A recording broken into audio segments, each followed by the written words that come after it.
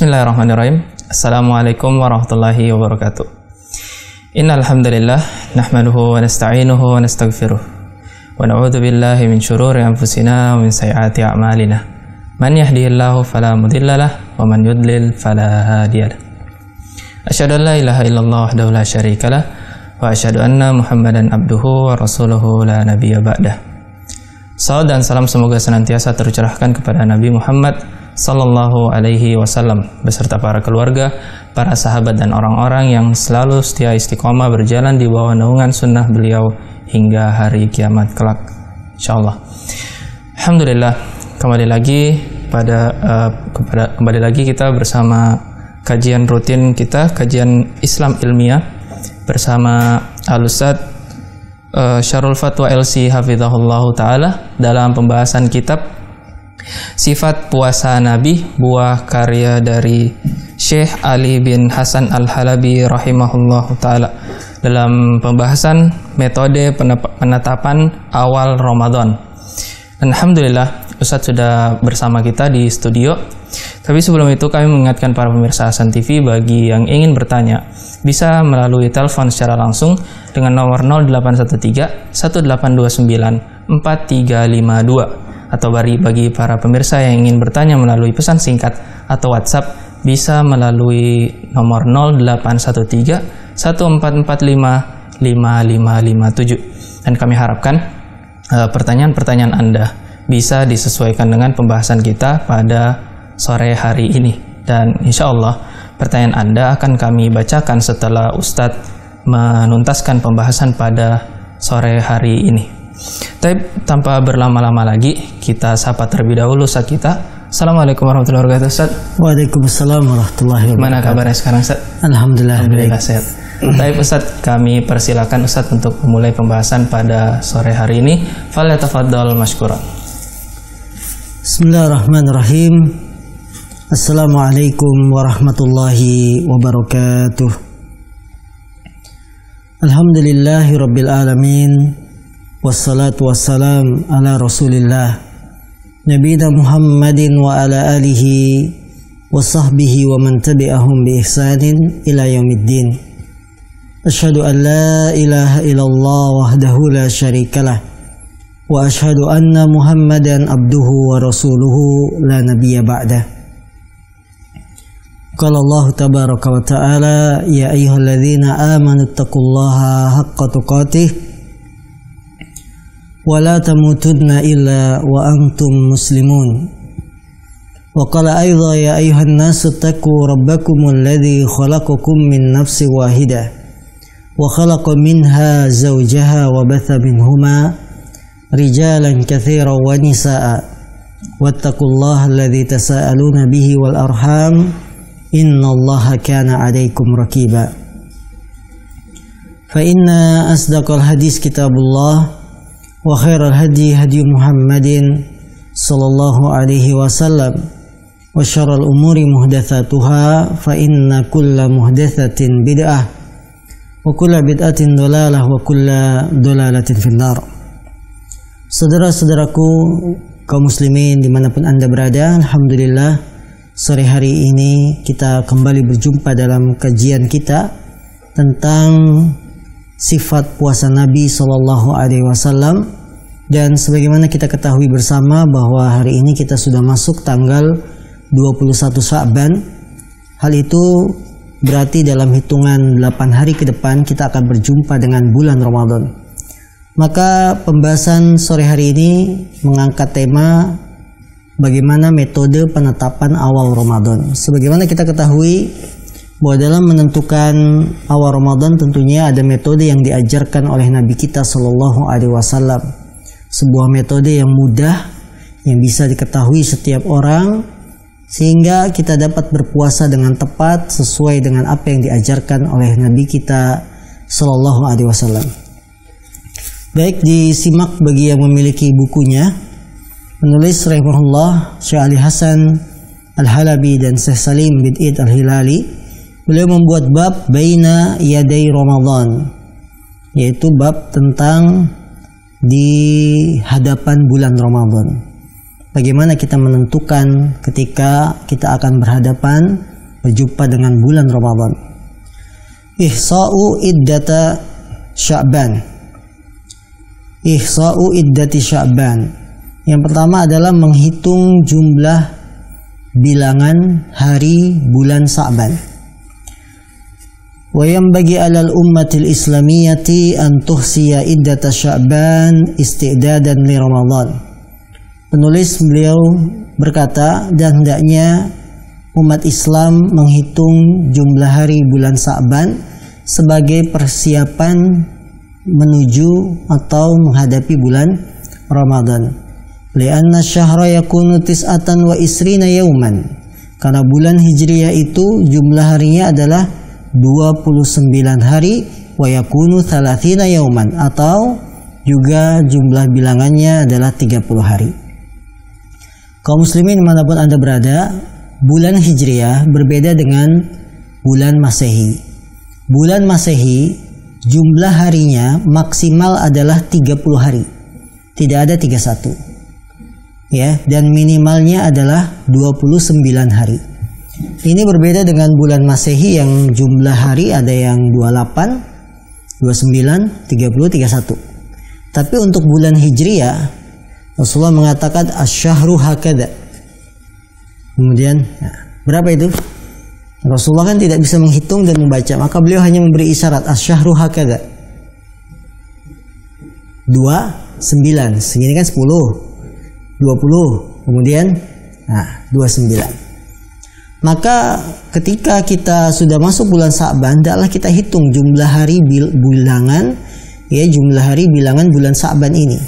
Kalau hari ini masuk tanggal misalkan 21 Sya'ban, berarti 8 hari lagi kita akan genap 29 hari. Kemudian fatasumu idza ra'aital hilal. Ya, jumlah bilangan bulan Hijriah itu bisa 29 atau 30, maka engkau mulai berpuasa kalau engkau melihat hilal. Fa in hala bainaha wa baina sahabin qaddarta lahu wa akmalta iddata Sya'bana 30 yauman. Apabila terhalang bagimu untuk melihat hilal, ya, karena dengan awan terhalang atau mendung atau hujan, maka engkau hitung bilangan bulan Sya'ban menjadi 30 hari. Lianna Allah badi'us samawati wal ardi ja'alal ahillata mawaqita liyu'alliman nasa adada sinina wal hisab.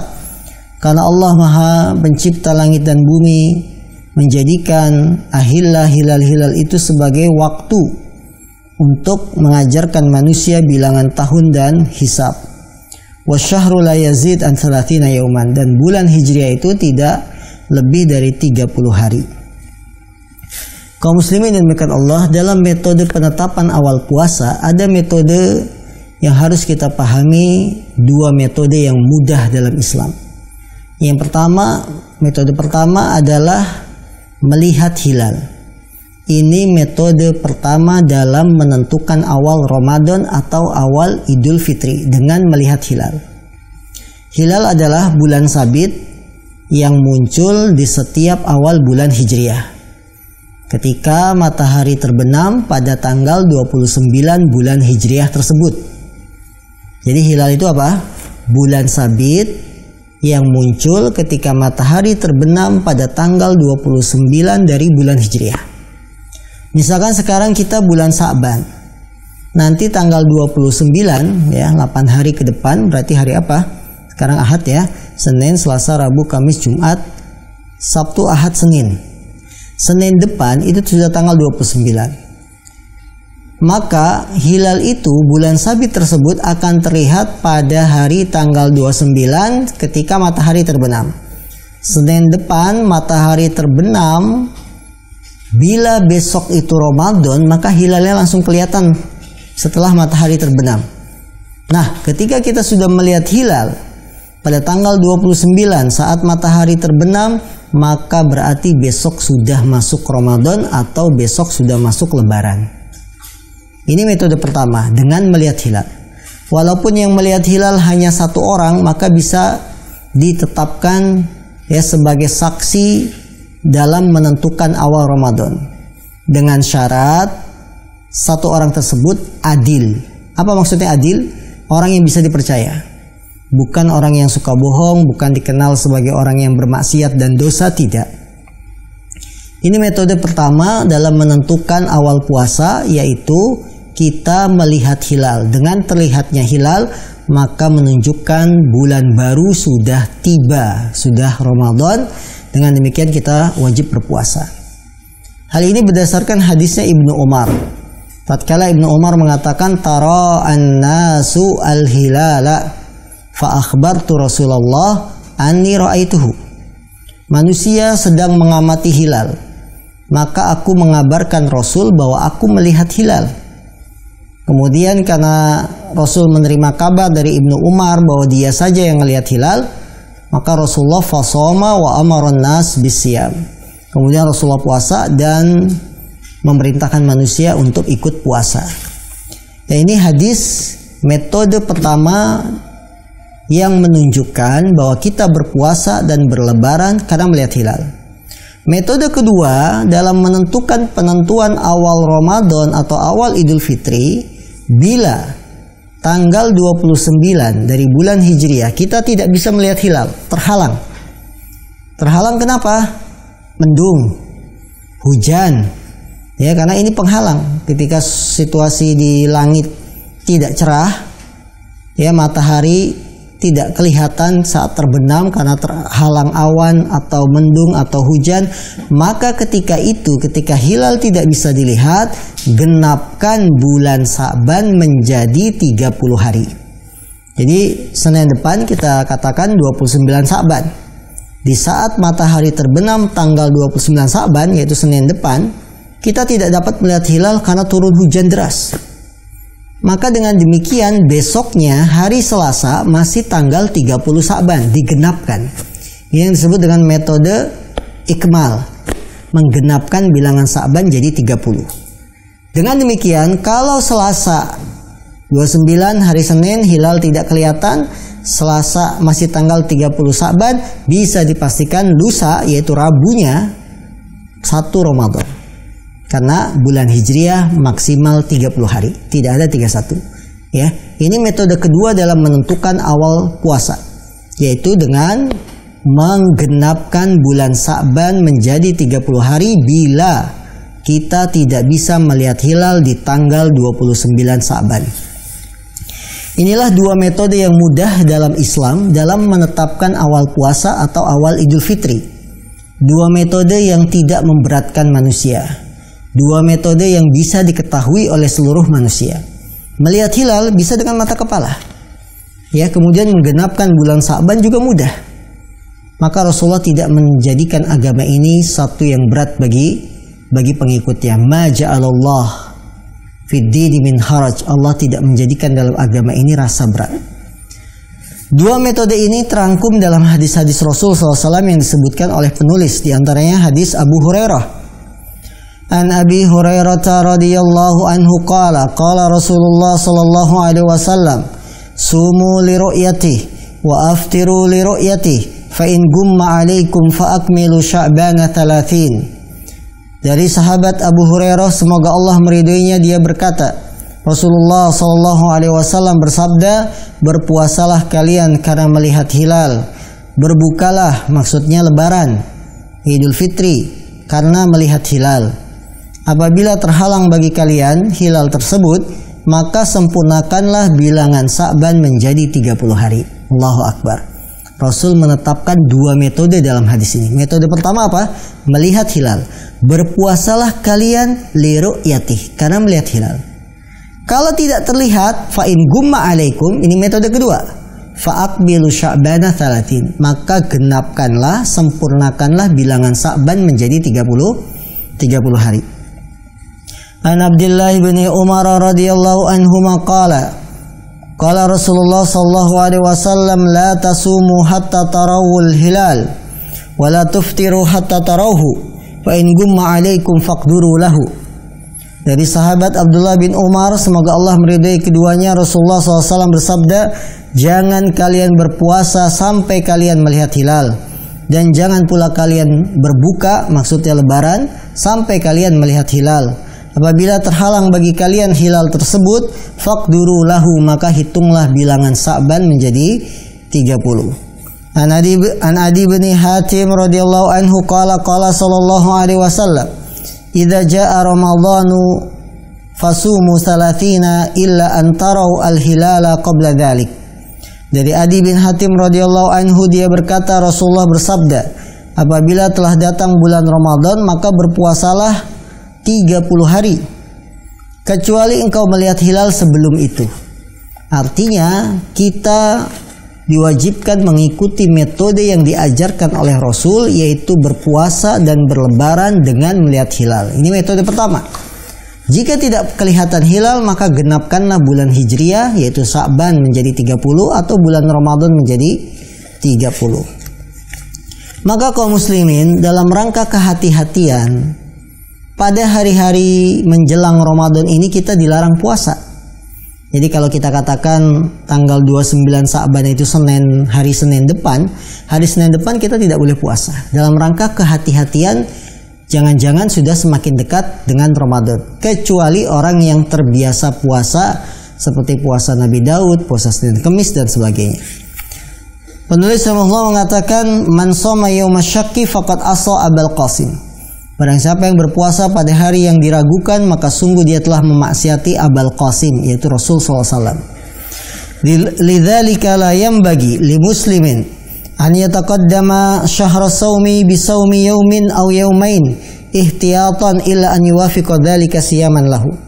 Karena itu tidak layak bagi seorang muslim untuk mendahului bulan Ramadan dengan berpuasa sehari atau 2 hari sebelumnya dalam rangka kehati-hatian, kecuali hal itu dia lakukan sesuai dengan kebiasaan puasanya. Maksud dari penulis, kalau kita sudah menjelang detik-detik akhir bulan Sa'ban, jangan kita berpuasa dalam rangka kehati-hatian. Saya mau puasa, jangan-jangan hari ini sudah Ramadan, jadi saya puasa saja. Enggak. Justru kita tidak boleh. Jangan berpuasa di hari yang diragukan. Beribadahnya seorang muslim adalah ibadah yang dibangun di atas keyakinan dan kemantapan, bukan di atas keraguan. Jadi harus yakin ibadah itu, tidak boleh dibangun di atas keraguan. An Abi Hurairah radhiyallahu anhu qala sallallahu alaihi wasallam, la tuqaddimu ramadhana bi shaumi yaumin wala yaumaini illa rajulan yasumu sauman falyasumhu. Dari Abu Hurairah, semoga Allah meridhoinya, dia berkata, Rasulullah sallallahu alaihi wasallam beliau bersabda, jangan kalian mendahului bulan Ramadan dengan berpuasa 1 hari atau 2 hari sebelumnya, kecuali seorang yang biasa berpuasa sunnah, maka hendaklah dia berpuasa.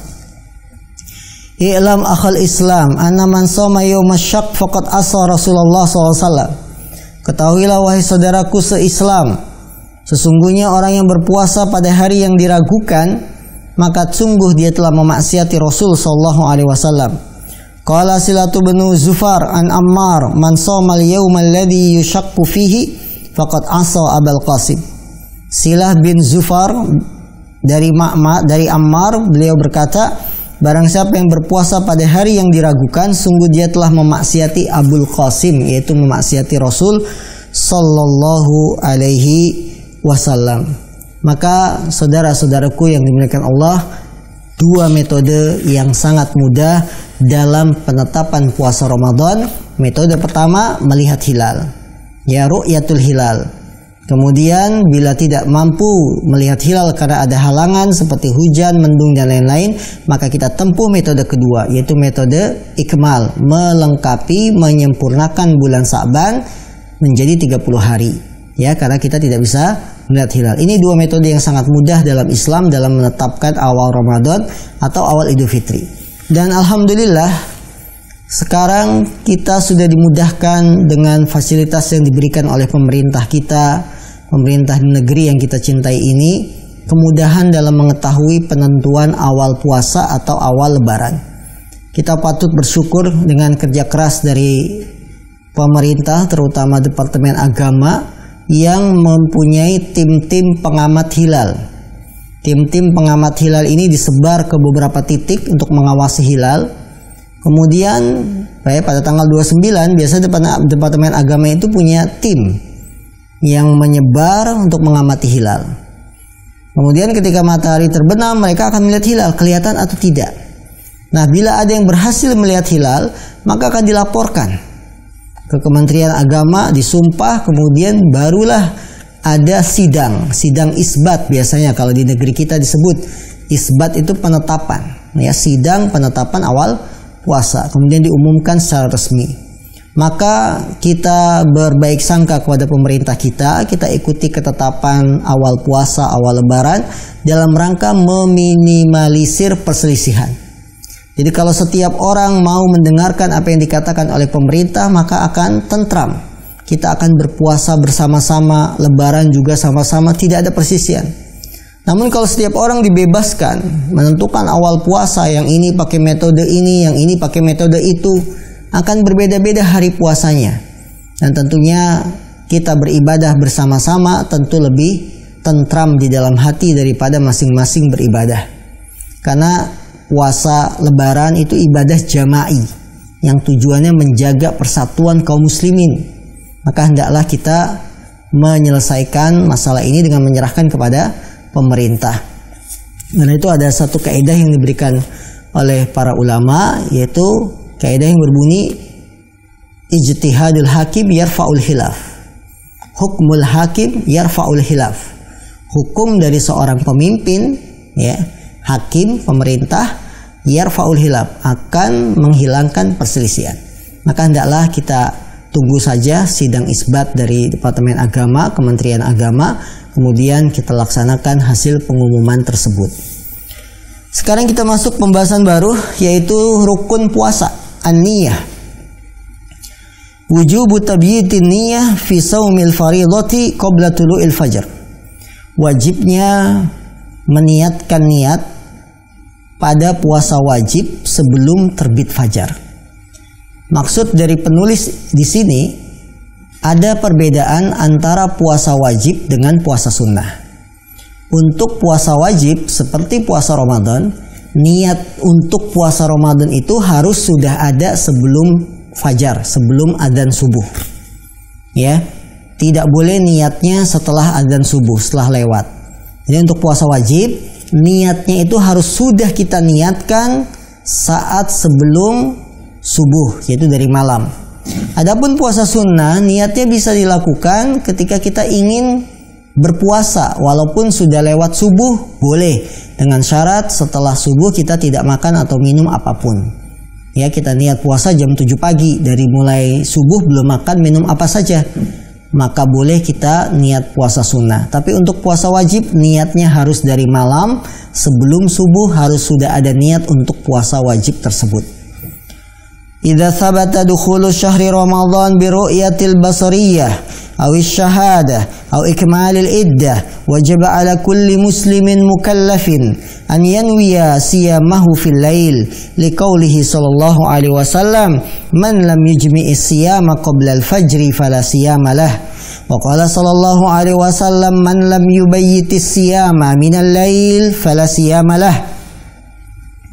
Penulis rahimahullah mengatakan, apabila telah tetap masuknya bulan Ramadan dengan melihat ru'yah hilal secara kasat mata, atau dengan persaksian, atau dengan melengkapi bulan Sa'ban, maka wajib bagi setiap muslim yang mukallaf untuk meniatkan puasa Ramadannya di waktu malam.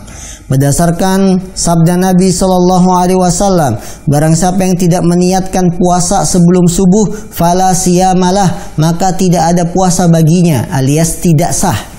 Juga berdasarkan sabda Nabi Shallallahu Alaihi Wasallam, barang siapa yang tidak meniatkan puasa Ramadan sejak malam, maka tidak sah puasanya. Hadis-hadis ini kaum muslimin yang dimuliakan Allah menunjukkan bahwa niat puasa untuk puasa wajib harus sudah dari malam. Tidak boleh dadakan habis adzan subuh, saya puasa Ramadan deh, nggak bisa. Harus sebelum subuh sudah ada niat untuk puasa Ramadan. Dan niat ini rukun puasa, tidak boleh ditinggalkan. Karena itu kalau kita lupa niat puasa Ramadan, habis subuh baru ingat, maka puasa kita tidak sah. Harus dari malam. Permasalahannya, boleh tidak kita niat puasanya, puasa Ramadan sekali untuk sebulan. Ya misalkan Senin depan tanggal 29 Sa'ban, kemudian diumumkan Selasa sudah Ramadan. Malam Selasa kita niat, mulai malam ini saya akan berpuasa Ramadan 30 hari. Niatnya. Apakah itu boleh? Jawabannya boleh, bila puasanya tidak terputus dengan uzur. Kalau puasanya terputus dengan uzur seperti sakit, perjalanan sehingga dia tidak puasa, maka saat akan memulai puasa diniatkan kembali. Niat lagi. Ya misalkan puasa kita 30 hari tidak terputus dengan sakit, tidak terputus dengan safar yang berbuka, maka boleh niatnya hanya 1 kali di awal malam Ramadan sampai sebulan. Ya, selama tidak terputus. Kalau terputus di tengah jalan karena sakit 3 hari, demam 4 hari, maka ketika sembuh dari sakit dan akan puasa lagi, maka niat lagi dari malam karena terputus. Ya, ini syarat dalam rukun puasa, yaitu niat yang harus ada sebelum subuh. Maka tidak boleh niat kita setelah lewat subuh, dan cukup Anda niatkan di malam pertama Ramadan agar kita bisa berpuasa Ramadan. Ya, dan niat ini bisa mewakili selama sebulan penuh. Ya, selama tidak terputus puasa kita dengan uzur-uzur seperti sakit atau perjalanan dan lain-lain.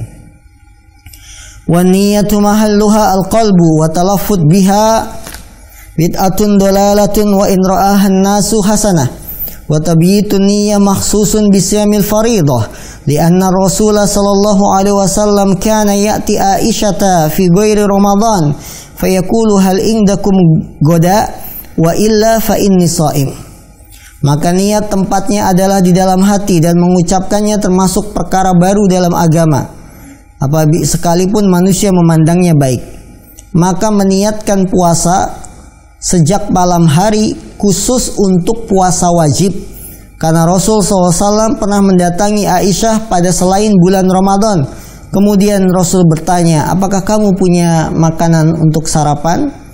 Kalau tidak ada makanan, maka aku akan puasa. Hadis ini atau paragraf kedua ini menunjukkan yang pertama, tempatnya niat itu di dalam hati, dan ulama sepakat bahwa tempat niat di dalam hati. Yang menjadi perselisihan, bolehkah niat itu dilafatkan, diucapkan? Yang benar, karena niat itu bagian ibadah yang tidak terpisahkan dengan ibadah tersebut, maka niat puasa tidak boleh dilafatkan. Begitupun niat-niat yang lain, niat sholat, niat mandi, niat wudhu, tidak dilafatkan. Karena kenapa tidak dilafatkan? Nabi kita Shallallahu Alaihi Wasallam tidak mengajarkannya. Andaikan hal itu baik, tentu Nabi akan mengajarkan. Karena itu lafaz-lafaz niat yang tersebar di masyarakat ini perlu kita tanyakan, dari mana sumbernya?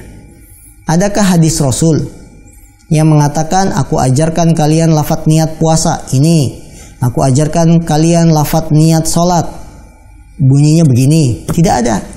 Tidak kita temui dalam buku-buku hadis tentang lafaz niat. Ya, karena itu ijtihad, hanya orang yang membuatnya lafaz niat, bukan diajarkan oleh Nabi SAW. Dan ibadah itu sebagaimana kita ketahui dibangun di atas dalil, ada keterangannya atau tidak. Ya, agar kita benar-benar mencontoh ibadah kita sesuai dengan apa yang diajarkan oleh Rasul. Puasa kita harus berusaha sesuai dengan puasanya Rasulullah SAW sebagai bukti kecintaan kita kepada beliau Sallallahu Alaihi Wasallam. Dan meniatkan puasa sejak malam hari ini khusus untuk puasa Ramadan, puasa wajib saja. Adapun puasa sunnah boleh setelah lewat subuh.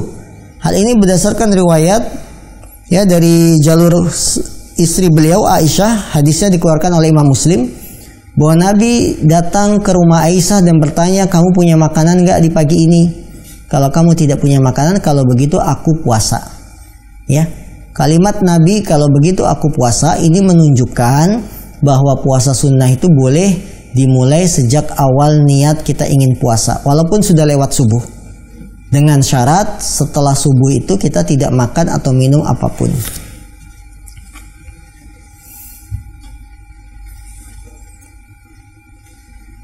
Baik.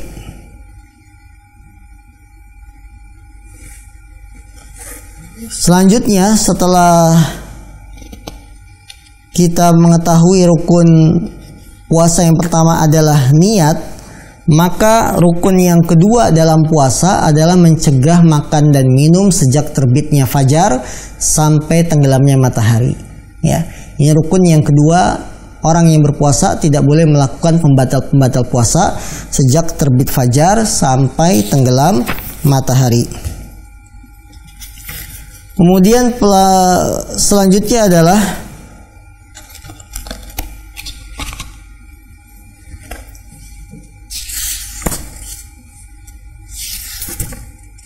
pembahasan tentang pembahasan sahur, ya. Bahwa rukun puasa dua, pertama niat, yang kedua mencegah dari makan minum, dan pembatal puasa dari mulai terbit fajar sampai terbenam matahari. Maka kita bahas satu persatu dari amalan puasa. Sebelum subuh kita dianjurkan sahur. Penulis mengatakan as-sahur hikmatuhu faradallahu alaina siyama kama katabahu alal ladzina min qablina min ahlil kitab. Qala ta'ala ya ayyuhalladzina amanu kutiba alaikumusiyam kama kutiba alal ladzina min qablikum la'allakum tattaqun. Allah SWT mewajibkan pada kita puasa sebagaimana telah diwajibkan kepada orang-orang sebelum kita dari ahlul kitab. Sebagaimana firman Allah, wahai orang-orang yang beriman, telah diwajibkan bagi kalian puasa sebagaimana telah ditetapkan bagi orang-orang sebelum kalian agar kalian bertakwa. Fakana al-waqtu wal hukmu ala wifqi ma kutiba ala ahlil kitab. Maka puasa dan hukum-hukum puasa itu sesuai dengan apa yang telah ditetapkan kepada ahlu kitab. Alla ya'kulu wa la yashrabu wa la yankihu ba'dan naum. Yaitu tidak boleh makan, minum, ya, berhubungan suami istri setelah tidur. Apa keutamaannya? Ya. Keutamaan sahur, yang pertama as-sahuru barokah. Keutamaan sahur itu pertama adalah barokah. An Salman radhiyallahu anhu qala Nabi sallallahu alaihi wasallam wal barakatu fi salasah al jamaah was sarid was sahur. Dari Salman, semoga Allah meridhoinya, Rasulullah mengatakan keberkahan itu pada 3 perkara. Yang pertama adalah dalam berjamaah, yang kedua adalah dalam makanan as-sarid, yaitu sejenis makanan kuah yang ada dagingnya, was sahur, dan keberkahan ketiga adalah pada makan sahur. An Abi Hurairah radhiyallahu taala anhu qala Rasulullah SAW inna Allah ja'ala al-barakata fis sahur wal kail. Dari Abu Hurairah, semoga Allah meridhoinya, Rasulullah SAW bersabda, sesungguhnya Allah menjadikan keberkahan itu dalam makan sahur dan dalam timbangan. An Abdullah bin al-Haris an rajulin min ashabin Nabi qala dakhaltu ala Nabi SAW wa huwa yatasahhar faqala innaha barakatun a'taakumullahu iyyaha fala tada'uh. Dari Abdullah bin Haris dari seorang sahabat Nabi SAW, dia berkata, aku masuk menemui Nabi SAW dan beliau sedang sahur. Maka Rasulullah mengatakan, sungguhnya sahur itu adalah keberkahan yang Allah berikan pada kalian, maka janganlah fala tada'uhu, jangan kalian tinggalkan, ya. Keberkahan sahur itu sangat jelas. Kenapa keberkahan sahur? 1, mencontoh Nabi. 2, menyelisih puasanya ahlu kitab, karena ahlu kitab itu kalau puasa tidak sahur. 3, keberkahan sahur. Dengan sahur ini menambah puasa kita lebih baik, lebih kuat, berbeda dengan yang tidak sahur. 4, dengan sahur keberkahannya apalagi? Bisa menjaga sholat subuh. Maka dilihat di masjid-masjid kalau bulan Ramadan sholat subuh penuh. Kenapa? Karena orang-orang sahur, bangun. Berbeda dengan hari-hari biasa. Wa qaunus sahuri barakah wa qaunus sahuri barakatan zahirun li'annahu ittiba'un lis-sunnati wa yuqawwi 'ala siyami wa yunashshid ragbah fil izdiyadi minhu li khiffati syiqqati 'ala shaim wa fihi mukhalafatun li ahli al-kitabi fa innahu la yatasahharun lidzalika sammahu Rasul al-Karim al-ghadha'a al-mubarak kama fi hadisai al-Irbad bin Sariyah wa Abi Darda radhiyallahu anhuma halumma ilal ghada'i al-mubarak, yakni as-sahur. Keberadaan sahur sebagai berkah sungguh adalah perkara yang sangat terang benderang, yang sangat zahir, sangat nampak. Karena dengan sahur itu mengikuti sunnah, menguatkan orang yang puasa, membuat semangat, ya, orang yang berpuasa untuk meringankan bebannya ketika puasa. Kemudian dengan sahur juga menyelisih ahlul kitab karena mereka tidak sahur. Karena itu Rasul menyebut sahur itu sebagai al-ghoda al-mubarak, makanan pagi, sarapan pagi yang diberkahi. Sebagaimana dalam hadis Irbad bin Sariyah dan Abu Darda, semoga Allah meridai keduanya, halumma ilal ghodai al-mubarak, mari kesini kita menikmati al-ghoda, makanan yang diberkahi, yakni as-sahur, maksudnya adalah makan sahur, ya. Kemudian innallaha wa malaikatahu yusholluna 'alal mutasahhirin, keutamaan lagi bagi yang sahur, Allah dan malaikat mendoakan, bersolawat bagi orang-orang yang makan sahur. Wala'alla min a'dhami barakatis sahur annallaha subhanahu wa ta'ala yashmalul mutasahhirina bimaghfiratih wa yusbigu 'alaihim rahmatahu wa malaikatu rahman tastaghfiru lahum wa tad'ullaha an ya'fuwa anhum liyakunu utaqa'a ar-rahmani fi syahril Qur'an. Barangkali termasuk keberkahan sahur, Allah Subhanahu wa taala menjadikan orang-orang yang sahur itu dengan ampunannya, ya, mendapatkan ampunannya. Dan Allah melimpahkan rahmatnya. Malaikat Rahman memintakan ampun bagi mereka, dan malaikat mendoakan kepada Allah agar orang-orang yang sahur itu diampuni dosanya, agar mereka menjadi hamba-hamba yang dimerdekakan dari api neraka oleh Allah pada bulan Quran ini.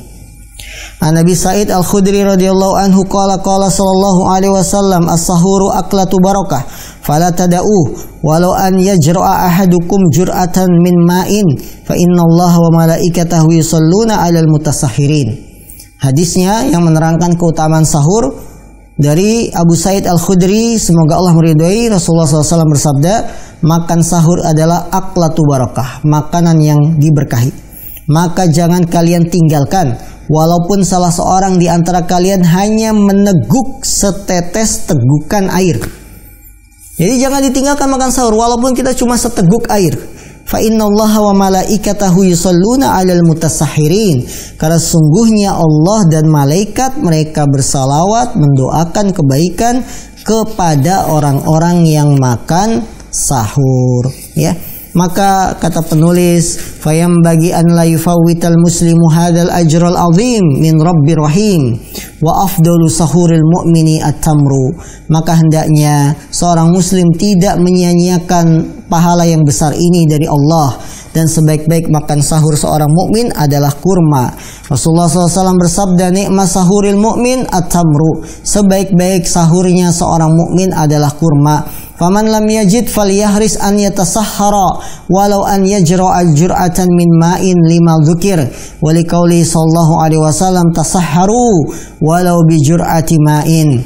Apabila dia tidak mendapati kurma, maka hendaklah seorang muslim tetap semangat untuk sahur walaupun dengan seteguk air, berdasarkan hadis yang sudah disebutkan, dan juga berdasarkan sabda Nabi sallallahu alaihi wasallam, tasahharu, sahurlah kalian, walau bijur'ati ma'in, walaupun hanya dengan sekedar satu tegukan air.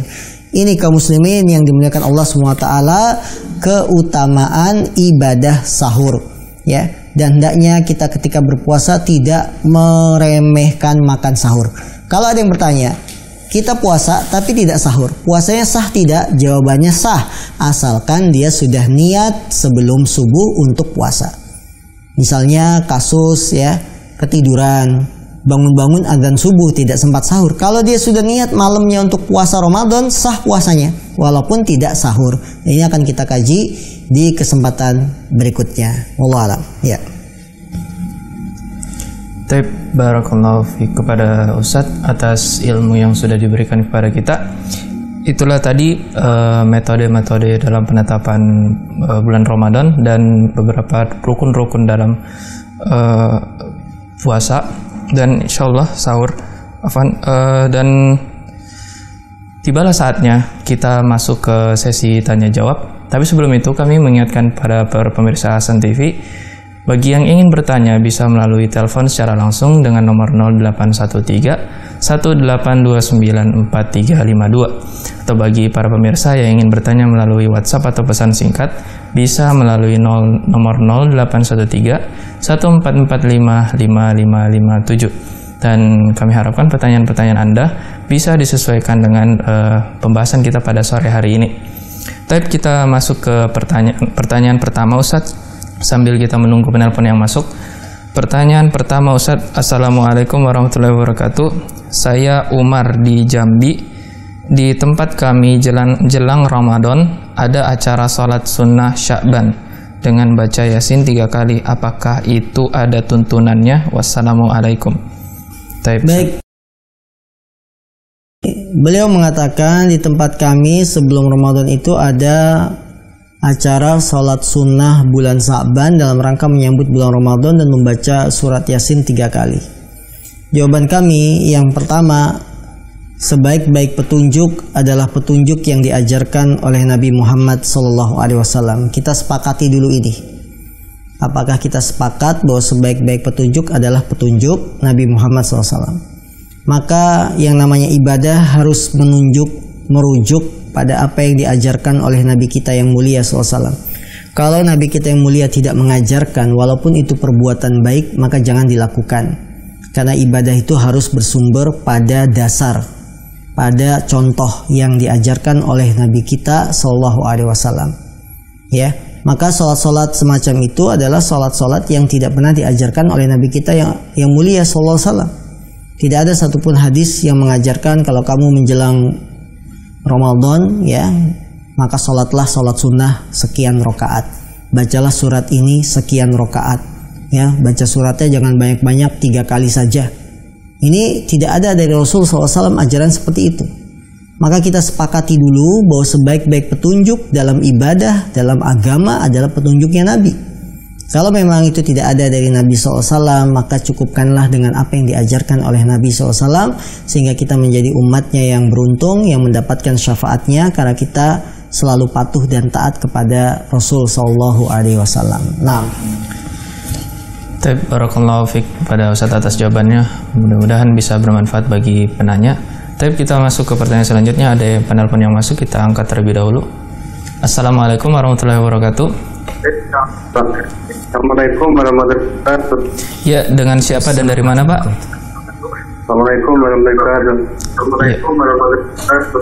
Ya, dengan siapa dari mana, Pak? Al-Hani Gorontalo. Assalamualaikum warahmatullahi wabarakatuh.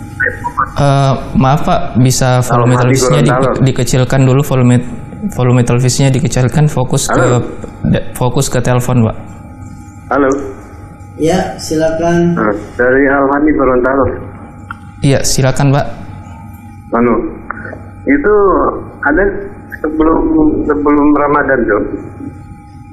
Itu biasanya ada kegiatan di pusat dan itu maksudnya gimana? Ada tuntunannya deh. Cukup, Pak. Halo. Ya. Iya, cukup, Pak. Sudah didengar? Iya, cukup. Itu apa? Menjelang di bulan Sya'ban, itu kan ada orang sebagian melaksanakan pusat maksudnya gimana dan apakah ada tuntunannya? Iya. Ya, cukup, bisa Pak, dipahami ya. Assalamualaikum warahmatullahi wabarakatuh. Waalaikumsalam warahmatullahi wabarakatuh. Baik, saudara kami, beliau bertanya, sebelum Ramadan sebagian kaum muslimin ada yang melakukan ritual agama, ritual ibadah yang dilakukan pada pertengahan bulan Sya'ban atau biasa disebut dengan nisfu Sya'ban. Nisfu itu setengah, Sya'ban itu Sya'ban. Jadi kita terjemahkan pertengahan bulan Sya'ban mereka melakukan satu kegiatan ibadah, ya, baik dengan sholat dan lain-lain. Apakah ada tuntunannya dan ajarannya dalam Islam? Saudaraku, kalau kita merujuk dari kata-kata ibadah, ritual agama, maka sekali lagi pahamilah bahwa dalam perkara agama kita tidak bisa melakukan ibadah kecuali ada sumber, ada dalil yang sahih, yang benar dari Nabi SAW yang memerintahkan ibadah tersebut. Hadis-hadis yang berbicara tentang amalan ibadah di pertengahan bulan Sya'ban, nisfu Sya'ban, itu rata-rata hadis-hadis yang lemah, hadis-hadis yang bahkan palsu menurut timbangan para ulama. Hanya ada satu hadis yang menunjukkan keutamaan nisfu Sa'ban, yaitu bahwa Allah SWT akan turun ke langit dunia di malam nisfu Sa'ban dan mengampuni semua makhluk kecuali dua golongan, yaitu orang yang berbuat syirik dan orang yang bermusuhan. Hadis ini menunjukkan pada kita keutamaan malam nisfu Sa'ban. Allah itu turun ke langit dunia mengabarkan bahwa Allah akan mengampuni semua manusia kecuali yang berbuat syirik dan bermusuhan. Maka dalam hadis ini tidak ada perintah sholatlah kalian malam tersebut, puasalah kalian besoknya, tidak ada. Hanya menunjukkan keutamaan saja, Allah akan mengampuni. Tapi tidak ada kata-kata maka sholatlah kalian 2 rakaat, bacalah surat Al-Quran ini 3 kali, tidak ada. Hanya menunjukkan keutamaan hari itu. Sebagaimana Allah juga sering memberikan keutamaan hari-hari yang utama, hari Arafah dan lain-lain. Tapi tidak ada pengkhususan ibadah yang disebut misalkan sholat Arafah, nggak ada. Ya, maka kaum muslimin janganlah kita salah dalam memahami hadis Rasul Shallallahu Alaihi Wasallam. Nah, ya, pertanyaan berikutnya. Kita lanjut ke pertanyaan selanjutnya. Sudah ada penelpon yang masuk, kita angkat terlebih dahulu. Assalamualaikum warahmatullahi wabarakatuh. Waalaikumsalam warahmatullahi wabarakatuh. Iya, dengan siapa dan dari mana, Pak? Keadaan dari Cianjur. Ya, dipersilakan pertanyaannya, Pak. Begini Pak Ustadz, apakah benar bulan Sa'ban itu bulan diangkat amal? Saya pernah dengar hadis, katanya Rasulullah SAW memperbanyak puasa di bulan Sa'ban dikarenakan ini bulan diterima diangkatnya amal dan ingin ketika diangkat amal keadaan berpuasa, Ustaz. Jadi apakah hadis itu sahih ataupun lemah, Ustaz? Baik. Terus yang kedua, Ustaz. Ya, silakan. Apakah disunahkan kalau makan sahur itu bersama-sama atau berjamaah, Ustaz? Sedangkan kadang-kadang keluarga itu di awal makan sahurnya itu lebih awal, Ustaz. Sedangkan kadang-kadang saya ingin diakhirkan, Ustaz. Ya. Ya, terima kasih Pak Ustaz. Jazakumullah khairan. Assalamualaikum warahmatullahi wabarakatuh. Waalaikumsalam warahmatullahi wabarakatuh. Baik, saudara kami di Cianjur, beliau bertanya dengan 2 pertanyaan. Pertanyaan pertama, apakah benar bahwa bulan Sa'ban itu adalah bulan diangkatnya amal? Hadisnya, kalau kita berbicara hadisnya sahih. Hadisnya adalah hadis yang sahih, bahwa Rasulullah SAW ditanya oleh seorang sahabat, kenapa wahai Rasul engkau banyak puasa sunnah di bulan Sa'ban ini? Maka Rasulullah menjawab, ini adalah hadza syahrun yakfulu anhu katsirun minan nas. Ini adalah bulan yang kebanyakan manusia lalai di dalamnya. Dan pada bulan ini amalan-amalan manusia diangkat, dilaporkan kepada Allah Subhanahu wa taala. Dan aku senang bila amalanku diangkat sedangkan saya dalam keadaan puasa. Ini hadisnya sahih. Jadi kalau ditanya hadisnya sahih, bahwa bulan Sa'ban adalah bulan diangkatnya amalan, sehingga Nabi SAW banyak berpuasa di bulan ini. Ini dikuatkan oleh riwayat dari Aisyah, ibunda Nabi SAW, Aisyah, bahwa Aisyah mengatakan, ma ra'aitu Rasulullah SAW aktsara siyaman illa fi Sya'ban. Ya, aku tidak pernah melihat Rasulullah SAW memperbanyak puasa sunnah kecuali di bulan Sa'ban. Karena bulan ini diangkat amalan, bulan ini banyak manusia yang lalai, maka Rasul persiapan sebelum Ramadan dengan memperbanyak puasa. Yang kedua, untuk sahur, apakah dianjurkan berjamaah? Ketahuilah kaum muslimin, makan berjamaah, baik itu sahur atau selain sahur, maka ini lebih utama. Karena dengan makan berjamaah itu Allah akan turunkan keberkahan. Ya, makan berjamaah itu tentu lebih utama daripada kita makan sendiri-sendiri. Karena itu dalam Ramadan keluarga hendaknya makan bersama-sama, ya, jangan ada yang lebih awal duluan karena pengen tidur, ya. Bersama-sama dibangunkan keluarga agar kita dapat keberkahan dari makan sahur tersebut. Nah, barakallahu fiik atas jawabannya dari Ustaz. Mudah-mudahan bisa bermanfaat bagi penanya. Tapi kita lanjut ke pertanyaan selanjutnya sambil kita menunggu pertanyaan yang masuk dari lewat telepon. Tapi sebelum itu kami mengingatkan para pemirsa Hasan TV bagi yang ingin bertanya bisa melalui telepon secara langsung dengan nomor 0813-1829-4352 atau bisa melalui WhatsApp atau pesan singkat dengan nomor 0813-1445-5557. Tapi kita masuk ke pertanyaan selanjutnya, Ustaz. Ini menarik nih, Ustaz. Assalamualaikum warahmatullahi wabarakatuh, Ustaz. Berikan jurus bagaimana meningkatkan kualitas puasa Ramadan dari puasanya orang-orang bodoh ke puasanya orang-orang terpilih. Baik, berikan jurusnya. Masya Allah. Jurus agar puasa kita lebih meningkat, lebih maksimal di bulan Ramadan. Ya, tidak ada jurus khusus, tapi jurus yang biar sukses kita puasa Ramadan, yang tentunya pertama ikhlaskan niat kita dalam puasa, bahwa kita berpuasa itu ibadah. Bukan ingin dipuji oleh orang, bukan hanya ikut-ikutan kebanyakan orang puasa kemudian kita ikut puasa. Tidak, tapi harus ikhlas. Yang namanya ikhlas itu menyadari ini perintah Allah, ini perintah Rasul, maka kita berpuasa. Dengan keikhlasan ini menjadi motivasi kita untuk lebih baik lagi dalam berpuasa. Yang kedua, jurus suksesnya ya tinggalkan amalan-amalan yang sia-sia selama bulan Ramadan. Berkata-kata kotor, berkata-kata yang tidak ada gunanya, atau melakukan perbuatan sia-sia, ini tinggalkan. Ya tentunya ini dengan cara mengilmui bagaimana amalan apa yang bisa membatalkan puasa, apa yang bisa mengurangi puasa, ini harus kita ilmui ya. Jurusnya lagi yang ketiga, optimalkan waktu di bulan Ramadan. Banyak baca Quran, banyak sedekah, banyak sholat malam, berbagi kebaikan dan lain-lain. Sehingga jurus-jurus ini bisa menjadikan puasa kita puasa yang istimewa. Bukan hanya puasa seperti kebanyakan orang yang hanya ikut-ikutan, tapi benar-benar kita puasa yang maksimal, optimal dengan dapat pahala yang berlipat ganda dari Allah SWT. Nah,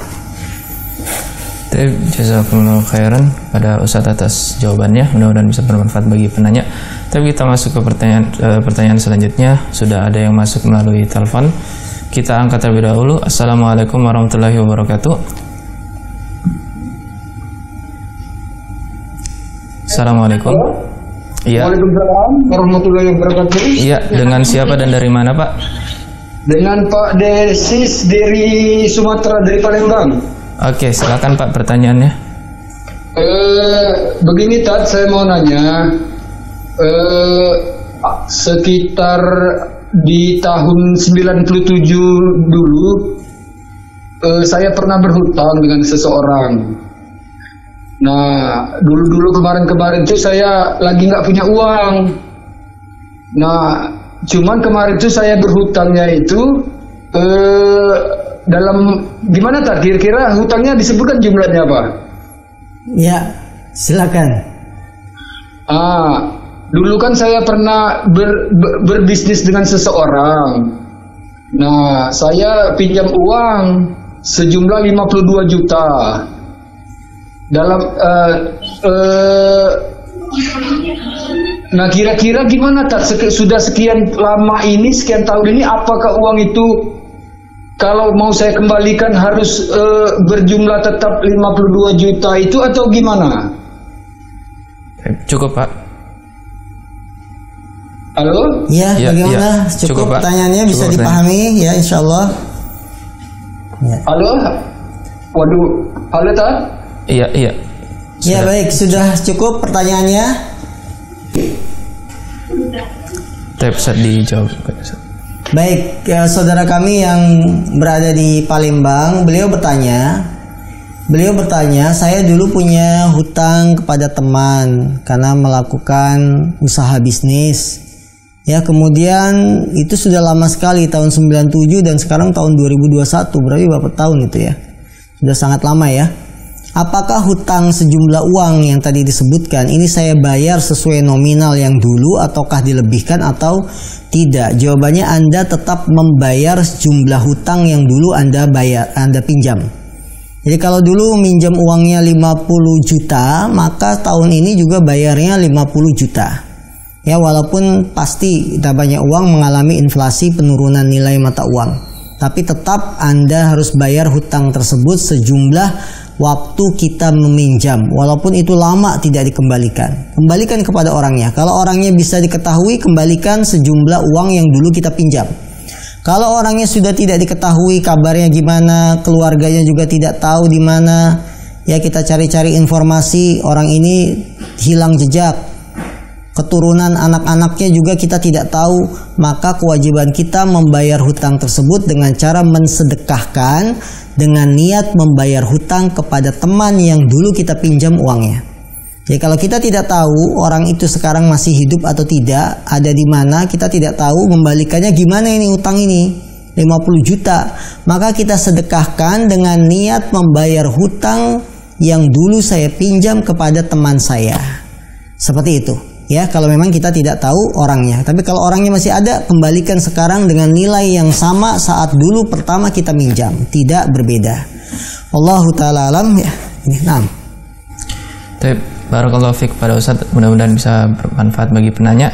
Kita lanjut ke pertanyaan selanjutnya Ustaz. Bismillah. Assalamualaikum Ustaz, barakallahu fiik. Ustaz, apakah boleh melatih anak dengan puasa setengah hari? Ustaz, apa hukumnya melatih puasa anak setengah hari? Hukum puasa Ramadan ya adalah puasa yang wajib dilakukan setiap muslim dan muslimah yang berakal dan sudah baligh, yang tidak ada halangan. Maka anak, pada asalnya anak itu tidak wajib puasa karena mereka belum balik. Tanda baliknya anak laki-laki dengan mimpi basah dan tanda baliknya anak wanita dengan haid. Walaupun mereka belum terkena kewajiban puasa, kemudian kita ingin melatih. Melatih anak puasa termasuk perkara yang baik. Tidak ada masalah. Para sahabat dahulu biasa melatih anak-anak mereka untuk berpuasa. Ketika anak mereka sudah mulai nangis karena kelaparan, dikasih mainan supaya lupa dan bisa berpuasa. Nah, bagaimana kalau kita melatihnya setengah hari dulu? Tidak ada masalah. Ini latihan. Yang namanya latihan tidak berhubungan dengan hukum puasanya. Karena secara hukum asal dia memang belum wajib berpuasa. Dilatih setengah hari. Besok maju lagi jam 1, besoknya lagi maju jam 2 sampai jam 3 sampai maghrib, boleh, itu latihan. Tapi jangan sekali-kali berkeyakinan mereka sudah wajib puasa. Mereka belum wajib berpuasa. Untuk melatih tidak ada masalah, dibolehkan. Nah, barakallahu fiik kepada Ustaz atas pertanyaannya. Lanjut lagi Ustaz ke pertanyaan selanjutnya. Assalamualaikum Ustaz, mau tanya, kalau kita sudah sholat tarawih, apakah boleh lagi kita sholat malam? Ustaz. Baik, bila kita sudah sholat tarawih, bolehkah kita sholat kembali dengan sholat malam? Jawabannya boleh, asalkan tidak sholat witir lagi. Kalau kita sudah sholat tarawih bersama imam dengan sholat witir, maka di malam hari kita bangun ingin sholat malam, boleh 2 rakaat, tapi jangan sholat witir lagi. Karena tidak ada 2 sholat witir dalam satu malam. Rasulullah bersabda, la witrani fi lailatin. Tidak ada 2 sholat witir dalam satu malam. Wallahu a'lam. Ya, jam 5 ya. Jazakumullah khairan kepada Ustadz atas ilmu yang sudah diberikan kepada kita semua. Mudah-mudahan apa yang sudah kita dengarkan bersama-sama bisa bermanfaat bagi kita semua. Dan jazakumullah khairan juga kepada Ustadz yang sudah bersedia hadir di tempat ini, dan dikarenakan waktu sudah hampir habis, maka dengan ini demikianlah acara kita pada sore hari ini. Kami mohon maaf apabila ada beberapa pertanyaan yang masih belum dibacakan dikarenakan keterbatasan waktu tentunya, dan kami selaku panitia atau kru yang bertugas mohon maaf atas apabila ada kesalahan. Kita tutup pertemuan kita pada sore hari ini dengan doa kafaratul majelis. Subhanakallahumma wa bihamdik asyhadu an la ilaha illa anta astaghfiruka wa atubu ilaik. Assalamualaikum warahmatullahi wabarakatuh.